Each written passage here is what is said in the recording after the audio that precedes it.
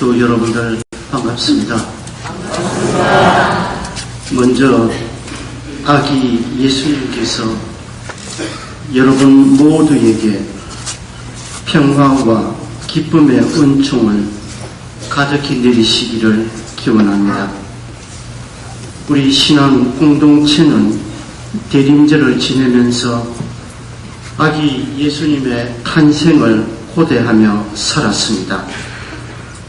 그리고 드디어 우리 가운데 태어나시는 구세주의 탄생을 기념하고 경축합니다. 구세주의 탄생을 기념하고 경축하기 위해서는 왜 그분의 탄생을 기념하는가, 그 이유를 알아야 합니다. 그래서 저는 오늘 이 시간 여러분들과 함께 그 이유를 찾아보고 싶습니다. 아기 예수님의 탄생을 기리는 수많은 성탄 노래가 있습니다. 그 가운데 누가 문을 두드리는가 라는 질문으로 시작하는 노래도 있습니다. 누가 문을 두드리는가? 여러분 생각에 누가 문을 두드리겠습니까? 예수님이세요? 예, 아직도 세상에 태어나지 않는 마리아 어머니 몸속에 계시는 아기 예수와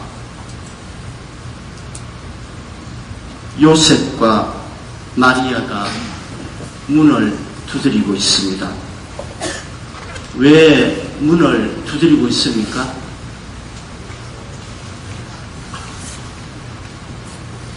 심심해서 문 두드리겠습니까? 복음서가 전해주는 얘기를 들어보면은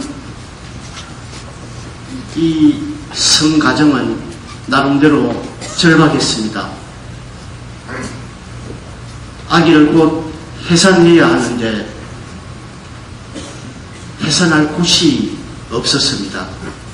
그래서 아기를 조금은 따뜻하게 편안하게 해산할 수 있는 방을 찾기 위해서 문을 두드렸습니다. 그러나 아무도 문을 열어주지 않았습니다. 그래서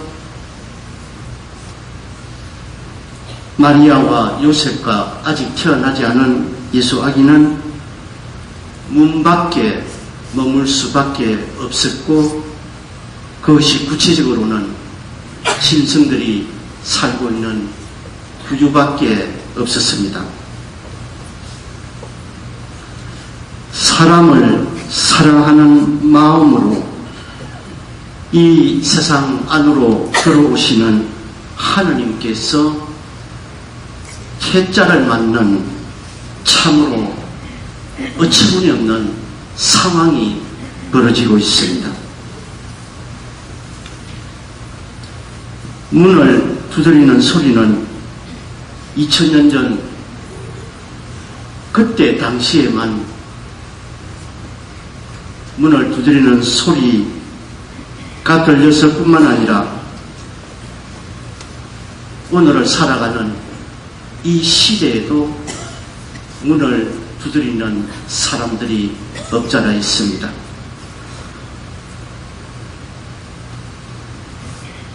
우리의 문 앞에 서서 문을 두드리는 사람은 우리가 보고 그냥 지나쳐버린 사람들, 외롭고 병들고 영적으로 물질적으로 가난한 사람들입니다.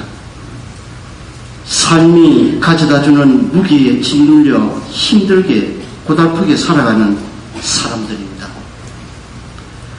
그 중에는 혹시 우리의 가족과 가까운 이웃도 포함되어 있을지도 모릅니다. 아기 예수님께서도 친히 문을 두드리십니다.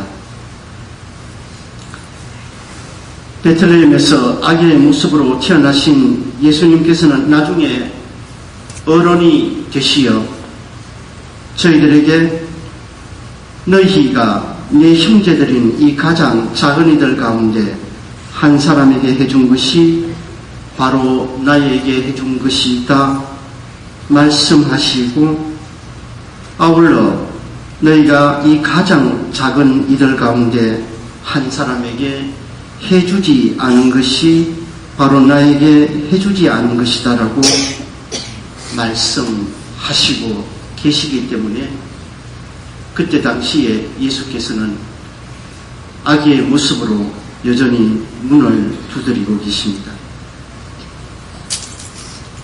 아기 예수님은 문 안에서가 아니라 문 밖에서 태어나셨습니다. 어느 누구로부터도 보호를 받지 못하고 어느 누구도 따뜻하게 감싸주지 못하는 상황 속에서 그렇게 밖에서 태어나셨습니다. 하나님께서는 이처럼 이방인처럼 오셨고 이방인처럼 문 앞에서 거절당하셨습니다. 그럼에도 그분께서는 여전히 문 앞에서 서 계십니다. 말씀을 선포하다 자주 거절당하는 제자들을 통해서 문을 두드리십니다. 고향을 찾는 사람, 추위에 떨며 고통당하는 사람을 따스하게 덮어줄 지붕과 따스한 난로와 무엇이든지 들어줄 준비가 되어 있는 열려있는 귀와 도움의 손길을 찾는 인간의 모습을 통해서 예수 아기께서는 여전히 문을 두드리십니다. 따라서 베들레헴은 2000년 전 팔레스티나에 있는 그 특정한 장소를 의미하는 것이 아니라 오늘 우리가 살고 있는 이 시대 어디에도 베들레헴은 있습니다. 베들레헴의 아기는 오늘날 지구 어디에선가 굶주림에 죽어가는 어린아이의 모습을 통해서 우리가 가까이에서 만나는 외로운 노인의 모습을 통해서 일자리와 길을 찾는 젊은이들의 모습을 통해서 자신을 드러내고 있습니다. 베들레헴에서 태어난 아기는 또한 우리와 함께 생명을 나누게 될, 하지만 아직 태어나지 않는 아기의 모습을 통해서도 자신을 드러내십니다. 문 밖은 여전히 춥습니다. 하느님을 우리의 따스한 방으로, 우리의 따뜻한 마음 안으로 모셔드려야 합니다.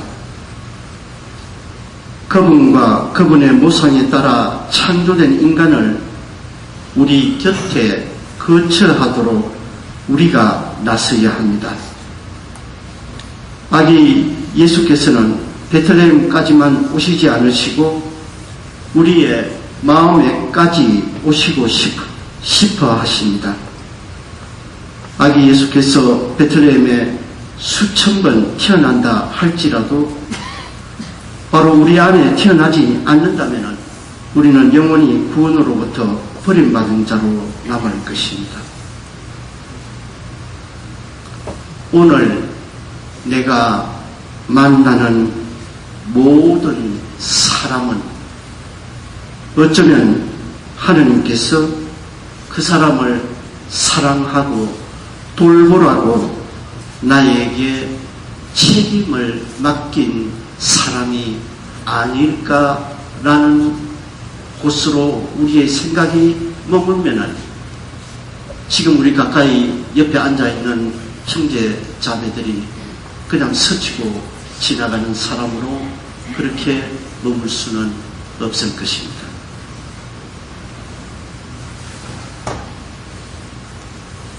우리가 이처럼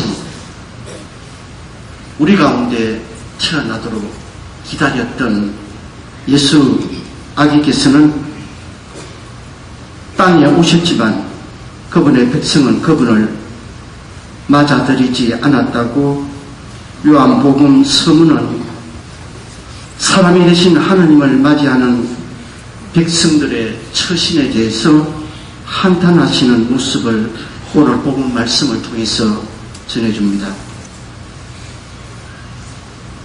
분명히 말씀드릴 수 있는 것은 우리가 기념하는, 경축하는 성탄 축일은 모든 것에 스며 있는 냉기를 몰아내고 따스한 온기를 퍼져나가게 하는 축제임이 분명하고, 우리도 우리 삶에 깊숙이 스며들어 있는 이 차가운 냉기를 걷어내고 따스한 온기를 우리 마음 속에, 우리의 삶 속에 스며들 수 있도록 우리의 마음을 활짝 열어놔야 할 것입니다.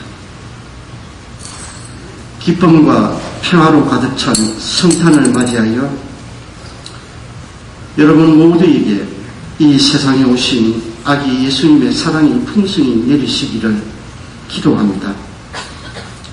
아울러 다가오는 새해에는 강생하신 우리 주님, 곧 인류 구원을 위해 세상에 오신 주님을 더욱 충실히 따르기 위해 함께 기도와 정성을 모아 주시도록 기원드립니다.